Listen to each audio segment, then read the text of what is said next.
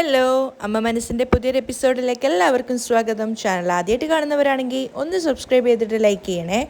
അപ്പോൾ മേഘ മനീഷിനോട് സംസാരിച്ചുകൊണ്ടിരിക്കുകയാണ്. വളരെ റൊമാൻറ്റിക് ആയിട്ടാണ് മേഘ സംസാരിക്കുന്നത്. അതുകൊണ്ട് തന്നെ മനീഷ് വിചാരിക്കുന്നുണ്ടായിരുന്നു പഴയ മേഘയെ തിരിച്ചു കിട്ടിയതാണെന്ന്. അവൾ പറയുന്നുണ്ട്, ഇതുപോലുള്ള ഡ്രസ്സ് നിനക്ക് ചേരുന്നില്ല, നിനക്ക് കുറച്ച് പൂക്കളൊക്കെയുള്ള ഷർട്ടുകളാണ് കൂടുതലായിട്ട് ചേരുക, അതുപോലെ ഇത്ര വലിയ കണ്ണട വെക്കണ്ട, കുറച്ച് ചെറിയ സ്പെക്സ് ആയാലും നിനക്ക് കുറച്ചുകൂടി ഭംഗിയുണ്ടാവും. അപ്പോൾ മനീഷിന് തന്നെ അതിശയം തോന്നുകയാണ്. മനീഷ് ചോദിക്കുന്നുണ്ട്, ഇതെന്താ ഒരുമാതിരി പുതിയ രീതിയിൽ പെരുമാറുന്നത്, ശരിക്കും പറഞ്ഞാൽ പഴയ മേഘയായതുപോലെ ഉണ്ടല്ലോ. അപ്പോൾ മേഘ ചിരിച്ചുകൊണ്ട് കൊഞ്ചിക്കൊണ്ട് പറയുകയാണ്, അതെന്താ എനിക്ക് പഴയ മേഘയാവാൻ സാധിക്കില്ലെന്നാണോ നീ കരുതിയത്? അപ്പോൾ മനീഷ് പറയുന്നുണ്ട്, നീ പഴയ മേഘയായിട്ട് മാറണമെന്ന് തന്നെയാണ് ഞാനും ആഗ്രഹിക്കുന്നത്. അങ്ങനെ ഞാൻ മാറുവാണെങ്കിൽ നീ ഒരുപാട് സന്തോഷിക്കുമോ? തീർച്ചയായിട്ടും. മേഘ അവൻ്റെ മനസ്സിൽ പറയാൻ വേണ്ടിയിട്ടാണ് അങ്ങനെ ചോദിക്കുന്നത്. മനീഷാണെങ്കിൽ ആ കുറഞ്ഞ സമയം കൊണ്ട് തന്നെ മേഘയെ വിശ്വസിക്കുകയും ചെയ്തിട്ടുണ്ടായിരുന്നു. ഞാൻ പഴയ മേഘയായി വരണമെങ്കിൽ നീ എനിക്കൊരു ഉപകാരം ചെയ്യണം. അല്പസമയം മനീഷിനൊരു സംശയം തോന്നിയിരുന്നു. എങ്കിലും അവൻ മേഘയോടുള്ള സ്നേഹം കൊണ്ട് പറയുന്നുണ്ട്, നീ പഴയ മേഘയായിട്ട് വരുമെങ്കിൽ തീർച്ചയായിട്ടും ഞാൻ നിനക്ക് വേണ്ടി എന്തും ചെയ്യും. അവർ രണ്ടുപേരും പരസ്പരം കണ്ണുകൾ കൊണ്ട് പ്രണയത്തോടെ നോക്കുവാണ്. ശരി, ഞാൻ എന്താ ചെയ്യേണ്ടത്? മനീഷ് ചോദിച്ചപ്പോൾ മേഘ ഒരല്പം മടിയോടുകൂടിയാണ് പറയുന്നത്, നീ എനിക്ക് വേണ്ടി ഇങ്ങനെ ഒരു സഹായം ചെയ്യുവാണെങ്കിൽ തീർച്ചയായിട്ടും ഞാൻ പഴയ മേഘയായിട്ട് മാറുക തന്നെ ചെയ്യും. മനീഷിന് വല്ലാത്ത അതിശയം തോന്നുവാണ്. നീ പറഞ്ഞത് എനിക്ക് വിശ്വസിക്കാനേ സാധിക്കുന്നില്ല, എന്നാൽ വിശ്വസിക്കാതിരിക്കാനും തോന്നുന്നില്ല. ശരി, ഞാൻ എന്താ ചെയ്യേണ്ടത്? അത് നീ ചന്ദ്രികയുടെ കമ്പനിയിൽ പ്രൊജക്റ്റ് എക്സിക്യൂട്ടീവായിട്ടാണല്ലോ ജോലി ചെയ്യുന്നത്. നീ മനസ്സ് വെച്ചാൽ ഇത് ചെയ്യാൻ സാധിക്കും. ഞാൻ എന്താ ചെയ്യേണ്ടത്? ചന്ദ്രിക ഗവൺമെൻറ് ടെൻഡർ എടുത്തിട്ട് സ്കൂൾ യൂണിഫോം തയ്ച്ചുകൊണ്ടിരിക്കുകയാണ്. അത് ഒരു വലിയ പ്രൊജക്റ്റാണ്. മേഘ തലതാഴ്ത്തിക്കൊണ്ട് മടിയോടെയാണ് പറയുന്നത്. മനീഷാണെങ്കിൽ ഒന്നും പറയാതെ മേഘയുടെ മനസ്സിലിരി പറയാൻ വേണ്ടിയിട്ട് കേട്ടിരിക്കുകയാണ്. അപ്പോൾ മേഘ സങ്കടത്തോടെ പറയുന്നുണ്ട്, അവളിത് പൂർത്തീകരിച്ച് സക്സസ് ആയി കഴിഞ്ഞാൽ തീർച്ചയായിട്ടും അവൾ എന്നെ ജയിച്ച പോലെ എനിക്ക് തോന്നും. അവളുടെ മുന്നിൽ ഞാൻ തോൽക്കാൻ ആഗ്രഹിക്കുന്നില്ല. അവൾക്ക് മുന്നിൽ ഞാൻ ജയിക്കണമെങ്കിൽ നീ എന്നെ ഹെൽപ്പ് ചെയ്യണം. മനീഷ് മേഘ പറയുന്നത് ശ്രദ്ധയോടെ കേട്ട് നിൽക്കുകയാണ്. മേഘയാണെങ്കിൽ മടിച്ചാണ് പറഞ്ഞുകൊണ്ടിരിക്കുന്നത്. മനീഷ് ഒന്നും പറയുന്നുണ്ടായിരുന്നില്ല. അവന് മേഘയെ മനസ്സിലാക്കാൻ തന്നെ സാധിക്കുന്നില്ല.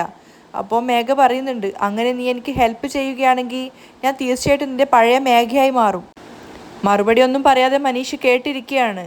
ചന്ദ്രികയെ എനിക്ക് തോൽപ്പിക്കണം. അതിന് എൻ്റെ കയ്യിലൊരു പ്ലാനുണ്ട്. ഞാനൊരു കെമിക്കൽ സ്പ്രേ തരാം. അത് ചന്ദ്രികയുടെ സ്കൂൾ മെറ്റീരിയൽസിൽ മുഴുവനായിട്ട് സ്പ്രേ ചെയ്താൽ മാത്രം മതി. മേഘയുടെ മനസ്സിലിരിപ്പ് കേട്ട സമയത്ത് മനീഷ് വല്ലാതെ അതിശയിച്ച് ഞെട്ടിപ്പോയിട്ടുണ്ടായിരുന്നു. പക്ഷെ അവൻ അതൊന്നും പ്രകടിപ്പിക്കാതെ കേട്ടിരിക്കുകയാണ്, മേഘ എന്താ പറയുന്നതെന്ന് അറിയാൻ വേണ്ടിയിട്ട്. അപ്പോൾ മേഘ പറയുന്നുണ്ട്, ആ സ്പ്രേ അടിച്ചു കഴിഞ്ഞാൽ 24 hours ആ മെറ്റീരിയലുകൾ മുഴുവൻ നശിച്ചു പോകും. യൂണിഫോം തയ്ച്ചു കഴിഞ്ഞാൽ അത് നോക്കാൻ വേണ്ടിയിട്ട് അവിടുന്ന് അധികാരികൾ വരും. അവരേത് യൂണിഫോം എടുത്താലും അതൊക്കെ കീറിപ്പറിഞ്ഞു പോവും. അങ്ങനെ സംഭവിച്ചു കഴിഞ്ഞാൽ ചന്ദ്രികയുടെ ടെൻഡർ ക്യാൻസൽ ചെയ്യും. അങ്ങനെ സംഭവിക്കുകയാണെങ്കിൽ പിന്നീട് ഒരു ടെൻഡറിലും ചന്ദ്രികയ്ക്ക് പങ്കെടുക്കാൻ സാധിക്കില്ല. നമ്മളെക്കൊണ്ട് അങ്ങനെ ചെയ്യാൻ സാധിക്കും. മനീഷ് ഒന്നും പറയാതെ മേഘ പറയുന്നത് കേട്ടിരിക്കുകയാണ്. അപ്പോൾ മേഘ പറയുന്നുണ്ട്, ഈ ഒരു ഹെൽപ്പ് മാത്രം നീ എനിക്ക് ചെയ്യുവാണെങ്കിൽ തീർച്ചയായിട്ടും നീ ആഗ്രഹിക്കുന്നത് പോലെ നിൻ്റെ പഴയ മേഘയായിട്ട് ഞാൻ മാറുക തന്നെ ചെയ്യും. ഇത് എനിക്കും ചന്ദ്രികയ്ക്കും ഇടയിൽ നടക്കുന്ന യുദ്ധമാണ്. ഇതിൽ തീർച്ചയായിട്ടും ഞാൻ ജയിക്കുക തന്നെ വേണം. ഞാൻ ജയിക്കാൻ നീ സഹായിക്കുകയാണെങ്കിൽ നീ പറയുന്നതെല്ലാം ഞാൻ കേൾക്കാം. മേഘ പറഞ്ഞത് മുഴുവൻ ഒരക്ഷരം പോലും മറുത്തു പറയാതെ മനീഷ് കേട്ടിരിക്കുകയാണ്. അവസാനം മേഘ ഒന്ന് കൊഞ്ചിക്കുഴഞ്ഞിട്ട് മനീഷിനെ നോക്കുന്നുണ്ട്. മനീഷും ചിരിച്ചുകൊണ്ട് ആ ഒരു ഡീലിന് സമ്മതിച്ച പ്രകാരം മേഘയെ തന്നെ നോക്കിയിരിക്കുകയാണ്. ആ സമയത്ത് മേഘയുടെ സാരി വെറുതെ ഇങ്ങനെ കാറ്റിൽ പാറി പറക്കുകയും അത് മേഘ ഒന്ന് ഒതുക്കി വെക്കാനൊക്കെ ശ്രമിക്കുന്ന പോലെയൊക്കെ അഭിനയിക്കുകയാണ്. അതായത് മനീഷിനെ ഒന്ന് വരുതിയിലാക്കാൻ വേണ്ടി അവൾ ശ്രമിക്കുന്നുണ്ടായിരുന്നു. അതുപോലെ തന്നെ മനീഷാണെങ്കിൽ പ്രണയത്തോടു കൂടി മേഘയുടെ എല്ലാ കാര്യങ്ങളും സമ്മതിച്ച പോലെയാണ് ഇരിക്കുന്നത്. അപ്പോൾ കുറച്ച് സമയത്തിന് ശേഷം മേഘ പ്രണയത്തോട് ചോദിക്കുന്നുണ്ട്, എന്താ മനീഷ്, ഈ ഡീല് ഓക്കെ ആണോ? അതിനും മനീഷ് മറുപടി ഒന്നും പറയുന്നില്ല. അപ്പോൾ മേഘ പറയാണ്, ഇന്ന് രാത്രി തന്നെ ഞാൻ നിനക്ക് കെമിക്കൽ സ്പ്രേ തരാം. അത് ഇന്ന് രാത്രി തന്നെ നീ ചന്ദ്രികയുടെ യൂണിഫോമിൽ സ്പ്രേ ചെയ്താൽ മതി. ഈ വിഷയം നമ്മൾ രണ്ടുപേരും അല്ലാതെ മറ്റാർക്കും അറിയണ്ട. മനീഷ് ചിരിച്ചുകൊണ്ടെല്ലാം സമ്മതിക്കുകയാണ്. അപ്പോൾ രാത്രി കാണാം. മേഘ പറയുന്നത് കേട്ടപ്പോൾ മനീഷും അത് സമ്മതിച്ചിട്ടാണ് അവിടുന്ന് പോകുന്നത്. ഡോറ് തുറക്കും മുന്നേ മനീഷ് ഒന്നുകൂടെ മേഘയെ പ്രണയത്തോടെ നോക്കുന്നുണ്ട്. മേഘ ഒന്നുകൂടെ ചിരിച്ചു കൊടുക്കുകയാണ് മനീഷിന് വേണ്ടിയിട്ട്. മനീഷ് പോയതിനു ശേഷം മേഘയുടെ മുഖത്തിൻ്റെ ഭാവം മാറുവാണ്. കാരണം ചന്ദ്രികയോട് എങ്ങനെയെങ്കിലും പ്രതികാരം ചെയ്യണം, അല്ലെങ്കിൽ അവളെ എങ്ങനെയെങ്കിലും തോൽപ്പിക്കണം എന്ന് മാത്രമാണ് മേഘയുടെ ഉദ്ദേശം. ആ ഒരു വെറുപ്പും ആ ഒരു കൗശലവും മേഘയുടെ മുഖത്ത് നിറയുകയാണ്. പിറ്റേന്ന് ചന്ദ്രികയുടെ ഫാക്ടറി കാണിക്കുകയാണ്. അവൾ തയ്ക്കുന്നുണ്ട്, അതുപോലെ തന്നെ ലക്ഷ്മിയും ബാക്കിയുള്ള ജോലിക്കാരികളൊക്കെ തയ്ക്കുകയാണ്. ആ സമയത്ത് മനീഷ് എല്ലാവരെയും ഒന്ന് സൂക്ഷ്മമായിട്ട് വീക്ഷിക്കുന്നുണ്ട്. അവൻ്റെ മനസ്സിൽ കൂടി മേഘ പറഞ്ഞ ആ ഒരു കാര്യമാണ് പോയിക്കൊണ്ടിരിക്കുന്നത്. ഞാനൊരു കെമിക്കൽ സ്പ്രേ തരാം, അത് ചന്ദ്രികയുടെ സ്കൂൾ യൂണിഫോമിൻ്റെ മെറ്റീരിയൽസിൽ അടിച്ചാൽ മാത്രം മതി. അത് 24 hours ആ മെറ്റീരിയലുകളെ മുഴുവൻ നശിപ്പിക്കും. ഞാൻ ജയിക്കാൻ നീ സഹായിക്കുകയാണെങ്കിൽ നീ പറയുന്നതൊക്കെ ഞാൻ അനുസരിക്കാം. മനീഷ് വീണ്ടും വീണ്ടും ചന്ദ്രികയെയും ലക്ഷ്മിയും ഒക്കെ ഇങ്ങനെ നോക്കിക്കൊണ്ടേയിരിക്കുകയാണ് അവർ തയ്ക്കുന്നത്. ആ സമയത്ത് ചന്ദ്രിക ക്ലോക്കിലേക്ക് നോക്കിയപ്പോൾ 4:25 ആയിട്ടുണ്ടായിരുന്നു. അവൾ ലക്ഷ്മിയോട് പറയുന്നുണ്ട്, അമ്മ മലർ സ്കൂൾ വിട്ടു വരാൻ സമയമായി, നിങ്ങൾ വീട്ടിൽ പോയിട്ട് മലറിനെ നോക്കാമോ അമ്മ? ശരി മോളെ, ഞാൻ വീട്ടിൽ പോയി മലറിനെ നോക്കിക്കോളാം എന്ന് പറഞ്ഞിട്ട് ലക്ഷ്മി എഴുന്നേക്കാണ്. അവർക്ക് എന്തോ ഒരു സങ്കടം ഉണ്ടായിരുന്നു. അവർ ചന്ദ്രികയെ നോക്കുന്നുണ്ട്. ചന്ദ്രികയുടെ മുഖത്തും ഒക്കെ ഒരു സങ്കടം തന്നെയാണുള്ളത്. അങ്ങനെ ലക്ഷ്മി തിരിച്ചു പോകുന്ന സമയത്ത് സിദ്ധാർത്ഥ് അവിടെ നിന്ന് കട്ട് ചെയ്തുകൊണ്ടിരിക്കുകയാണ്. സിദ്ധു, എന്താ ആൻറ്റി? ഒന്നുമില്ല മോനെ, രാവിലെ മുതൽ ചന്ദ്രിക ശരീരത്തിന് നല്ല സുഖമില്ല എന്ന് പറഞ്ഞിട്ടുണ്ടായിരുന്നു. അവൾ ജോലി എന്ന് പറഞ്ഞിട്ട് അവളുടെ ശരീരത്തെക്കുറിച്ച് ശ്രദ്ധിക്കുന്നേ ഇല്ല. സിദ്ധു, അവളെ ഒന്ന് ശ്രദ്ധിക്കണേ മോനെ. ആ, ഞാൻ ശ്രദ്ധിച്ചോളാം ആൻറ്റി, നിങ്ങൾ പോയിക്കോ. ലക്ഷ്മി വേവലാതിയോടു കൂടിയാണ് വീട്ടിലേക്ക് പോകുന്നത്. ആ സമയത്താണ് സിദ്ധാർത്ഥിൻ്റെ ശ്രദ്ധയിൽ മനീഷിനെ കാണുന്നത്. മനീഷ് ആകെ കൂടെ ഒരു അസ്വസ്ഥനായിട്ടാണ് ഇരിക്കുന്നതെന്ന് അയാൾക്ക് തോന്നുന്നുണ്ടായിരുന്നു. കാരണം എന്തൊക്കെയോ ചിന്തിച്ച് ഡിസ്റ്റർബ്ഡ് ആയിട്ടൊക്കെ. അപ്പോൾ സിദ്ധു വേഗം തന്നെ മനീഷിൻ്റെ അടുത്തേക്ക് പോകുന്നുണ്ട്. മനീഷാണെങ്കിൽ ഈ ലോകത്തൊന്നുമല്ല. സിദ്ധു അടുത്ത് ചെന്നിട്ട് വിളിക്കുകയാണ്, മനീഷ്. സിദ്ധുവിനെ കണ്ടതും എന്താ സർ എന്നൊക്കെ പറഞ്ഞിട്ട് മനീഷ് എഴുന്നേൽക്കുന്നുണ്ട്. വേണ്ട ഇരിക്ക്. അല്ല, എന്തു പറ്റി?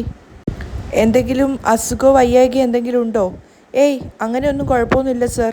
മനീഷ് പറയുന്നുണ്ട്. ഓക്കെ അല്ലേ? ആ, ഓക്കെയാണ് സർ. സിദ്ധു അവിടുന്ന് പോയതിനു ശേഷവും മനീഷ് ആകെ കൺഫ്യൂഷനായിട്ട് ഇരിക്കുകയായിരുന്നു. എന്താ ചെയ്യേണ്ടതെന്ന് അവനൊരു എത്തുംപിടി ഉണ്ടായിരുന്നില്ല. ആ സമയത്ത് സിദ്ധാർത്ഥ് എല്ലാവർക്കുള്ള ചായയും കോഫിയൊക്കെ ആയിട്ടാണ് വന്നിട്ടുള്ളത്. ഓരോരുത്തരുടെയും സീറ്റിൽ പോയിട്ട് സിദ്ധാർത്ഥ് തന്നെ അവർക്കൊക്കെ അത് എടുത്തു കൊടുക്കുകയാണ്. അവസാനം ചന്ദ്രികയുടെ അടുത്തെത്തിയപ്പോൾ ചന്ദ്രിക പറയുന്നുണ്ട്, നിങ്ങൾ എന്തിനാ സർ ഇങ്ങനെയുള്ള ജോലിയൊക്കെ ചെയ്യുന്നത്? അതിനെന്താ ചന്ദ്രികയെ, ഇത് നമ്മുടെ ജോലിയല്ലേ, ഇതൊക്കെ നമ്മുടെ കമ്പനിയിൽ നമ്മൾ തന്നെ ചെയ്യേണ്ട കാര്യങ്ങളല്ലേ, അതിലൊന്നും ഒരു കുറവും കരുതേണ്ട ആവശ്യമില്ല എന്നൊക്കെ സിദ്ധാർത്ഥ് അവളെ സമാധാനിപ്പിക്കുകയാണ്. എല്ലാവരും നമ്മുടെ ജോലിക്കാർ തന്നെയല്ലേ എന്ന് പറഞ്ഞിട്ട് സിദ്ധാർത്ഥ് ബാക്കിയുള്ള ഒരു കോഫി മനീഷിന് കൊടുക്കാൻ വേണ്ടിയിട്ട് അങ്ങോട്ടേക്ക് പോവുകയാണ്. അങ്ങനെ ചന്ദ്രിക ജോലി ചെയ്തുകൊണ്ടിരിക്കുന്നുണ്ടായിരുന്നു. പക്ഷേ പെട്ടെന്ന് അവൾക്ക് എന്തോ തലകറങ്ങുന്ന പോലെയൊക്കെ തോന്നുന്നുണ്ടായിരുന്നു. കാരണം ലക്ഷ്മി പറഞ്ഞിട്ടുണ്ടല്ലോ ചന്ദ്രികയ്ക്ക് സുഖമില്ലാന്ന്. അങ്ങനെ തീരെ വയ്യാത്ത പോലെ ചന്ദ്രികയ്ക്ക് തന്നെ തോന്നുവാണ്. തയ്ക്കാൻ വേണ്ടി എടുക്കുന്നുണ്ടെങ്കിലും തയ്ക്കാനൊന്നും അവൾക്ക് കഴിയുന്നില്ല, കണ്ണിലൊക്കെ ഇരുട്ട് കയറുന്നത് പോലെ. ആ സമയത്ത് മനീഷിനെയാണ് കാണിക്കുന്നത്. പെട്ടെന്ന് കരണ്ട് ഇങ്ങനെ കളിച്ചുകൊണ്ടിരിക്കുകയാണ്. പെട്ടെന്ന് കരണ്ട് പോവുകയും ചെയ്തു. അപ്പോൾ മനീഷിൻ്റെ അടുത്തേക്ക് സിദ്ധാർത്ഥ് പോയിട്ട് പറയുന്നുണ്ട്, ഇതെന്താ കരണ്ട് ഇങ്ങനെ പോയിക്കൊണ്ടേയിരിക്കുന്നത്? ഇന്ന് തന്നെ ഇത് 3ാമത്തെ തവണയാണ്. ശരി സർ, ഞാൻ പോയി EV ഓഫീസിൽ കംപ്ലൈൻറ്റ് ചെയ്തിട്ട് വരാം, മനീഷ് പറയുന്നുണ്ട്. ശരി, എങ്കിൽ പോയി കംപ്ലൈൻറ്റ് ചെയ്യും, കാരണം ജോലിയൊക്കെ പകുതിക്ക് നിന്ന് പോവുകയാണ്. സിദ്ധാർത്ഥും ചന്ദ്രികയും ചേർന്നിട്ട് എല്ലാവർക്കും കൂടെ മെഴുകുതിരി തെളിച്ചു കൊടുക്കുകയാണ്. അങ്ങനെ മെഴുകുതിരിയുടെ വെട്ടത്തിരുന്നിട്ടാണ് ബാക്കി സമയം എല്ലാവരും തയ്ക്കുന്നത്. പിന്നെ ഒരുപാട് നേരം തയ്ച്ചതിന് ശേഷം ബാക്കിയുള്ള ജോലിക്കാരൊക്കെ ചന്ദ്രികയുടെ അടുത്ത് വന്നിട്ട് പറയുന്നുണ്ട്, പോകാനുള്ള സമയമായി, ഞങ്ങൾ രാവിലെ നേരത്തെ വരാം എന്ന് പറഞ്ഞിട്ട് എല്ലാവരും പോവുകയാണ്. അങ്ങനെ ചന്ദ്രിക തനിച്ചായി അവിടെ. എന്നിട്ടും ചന്ദ്രിക അവളുടെ ജോലി തുടർന്നുകൊണ്ടേയിരിക്കുകയാണ്. പെട്ടെന്ന് അവൾക്കെന്തോ വല്ലാതെ തലകറങ്ങുന്ന പോലെ തോന്നുന്നുണ്ടായിരുന്നു. ഒരുപാട് നേരം ചന്ദ്രിക ശ്രമിച്ചുകൊണ്ടേയിരിക്കുകയാണ്. അത് വെച്ചുകൊണ്ട് തന്നെ ജോലി ചെയ്യാൻ പറ്റുമെന്ന് വിചാരിച്ചിട്ട് അവളിങ്ങനെ തുണിയെടുത്ത് തയ്ക്കാനൊക്കെ ശ്രമിക്കുന്നുണ്ട്. പക്ഷേ ഒരു തരത്തിലും ചന്ദ്രികയ്ക്ക് അത് പറ്റുന്നുണ്ടായിരുന്നില്ല. അവളുടെ തല കറങ്ങിക്കൊണ്ടേയിരിക്കുകയാണ്. കുറച്ച് സമയം കഴിഞ്ഞപ്പോൾ ചന്ദ്രിക അവിടെ തലകറങ്ങി നിലത്തേക്ക് വീഴുകയാണ്. മാത്രമല്ല സിദ്ധാർത്ഥ് തെളിയിച്ചു കൊടുത്ത മെഴുകുതിരി കൂടി അവളുടെ കൈ തട്ടി താഴേക്ക് വീണിട്ടുണ്ടായിരുന്നു. ആ ഒരു മെഴുകുതിരി തട്ടിയിട്ട് അവിടെ ഉണ്ടായിരുന്ന യൂണിഫോമിലൊക്കെ തീ പിടിച്ചിട്ടുണ്ടായിരുന്നു. അതേസമയം സിദ്ധാർത്ഥ് കുറച്ച് മാറിയിട്ട് കട്ട് ചെയ്യുന്ന സ്ഥലത്തുണ്ടായിരുന്നു. അവിടെ വെച്ച് അവൻ അവരോട് ഫോണിൽ സംസാരിച്ചുകൊണ്ടിരിക്കുകയാണ്. അകത്ത് ചന്ദ്രിക തനിച്ചാണെന്നും ഇങ്ങനെയൊക്കെ സംഭവിച്ചതൊന്നും സിദ്ധാർത്ഥ് അറിഞ്ഞിട്ടുണ്ടായിരുന്നില്ല. തീ ആളിപ്പടരാൻ തുടങ്ങിയപ്പോഴാണ് സിദ്ധാർത്ഥ് അങ്ങോട്ടേക്ക് നോക്കുന്നത്. ശരിക്കും അവൻ ഷോക്കായി പോയി. ആദ്യത്തെ വെപ്രാളത്തിൽ എന്താ ചെയ്യേണ്ടതെന്ന് സിദ്ധാർത്ഥിന് മനസ്സിലായില്ല. പിന്നീട് അവൻ വേഗം തന്നെ ഓടിപ്പോയിട്ട് ആ തീ അണക്കാൻ ശ്രമിക്കുകയാണ്. എന്നിട്ട് വേഗം ഒരു ബോട്ടിൽ വെള്ളം എടുത്തുകൊണ്ട് വന്നിട്ട് ആ തീ കുറേ അമർത്തി കളഞ്ഞിട്ടുണ്ടായിരുന്നു. അതിനുശേഷം വേറൊരു ബോട്ടിൽ വെള്ളം കൊണ്ടുവന്നിട്ട് ചന്ദ്രികയുടെ മുഖത്ത് തെളിയിച്ചു കൊടുക്കുകയാണ്. അപ്പോൾ അവൾക്ക് ബോധം വന്ന്. അതിനുശേഷം കുറച്ച് വെള്ളം കുടിക്കാൻ കൊടുത്തു. എന്തു പറ്റി ചന്ദ്രിക? എനിക്ക് എന്തോ ബോധം പോകുന്ന പോലെ തോന്നി സർ. എന്താ സംഭവിച്ചതെന്ന് എനിക്ക് തന്നെ മനസ്സിലായില്ല. അപ്പോൾ സിദ്ധാർത്ഥ് കുറച്ച് ദേഷ്യത്തോടെ പറയുന്നുണ്ട്, മതി, നീ ചെയ്ത ജോലിയൊക്കെ മതി, ധാരാളമാണ്. ഇപ്പോൾ എന്ത് സംഭവിക്കുമെന്ന് അറിയായിരുന്നോ? നിന്റെ സാരിയും ചേർത്തിട്ടായിരുന്നു തീ പിടിക്കുക. എന്തിനാ ഇങ്ങനെ കഷ്ടപ്പെട്ട് ജോലി ചെയ്യുന്നത്? നാളെ വന്നിട്ട് ജോലി ബാക്കി ചെയ്യാൻ പറ്റില്ലേ? വാ, മര്യാദയ്ക്ക് വീട്ടിൽ പോവാൻ നോക്ക്. ഇല്ല സർ, ഒരു ദിവസത്തേക്ക് ഒരു ടാർഗറ്റ് ഞാൻ വെച്ചിട്ടുണ്ട്. അത് ഞാൻ ചെയ്തു തീർത്താൽ മാത്രമേ നമ്മൾ പറഞ്ഞ തീയതിക്കുള്ളിൽ നമുക്ക് ഡെലിവർ ചെയ്യാൻ സാധിക്കുള്ളൂ. പറഞ്ഞാൽ കേക്ക് ചന്ദ്രിക. സിദ്ധാർത്ഥിന് സങ്കടം വരികയാണ്. സർ, ഇല്ലെങ്കിൽ പ്രശ്നമാവും. ഇത് ഗവൺമെൻറ് ടെൻഡർ അല്ലേ. അവളോട് കൂടുതൽ സംസാരിച്ചിട്ട് കാര്യമില്ലാന്ന് സിദ്ധുവിന് തോന്നുവാണ്. എന്താ ചന്ദ്രിക?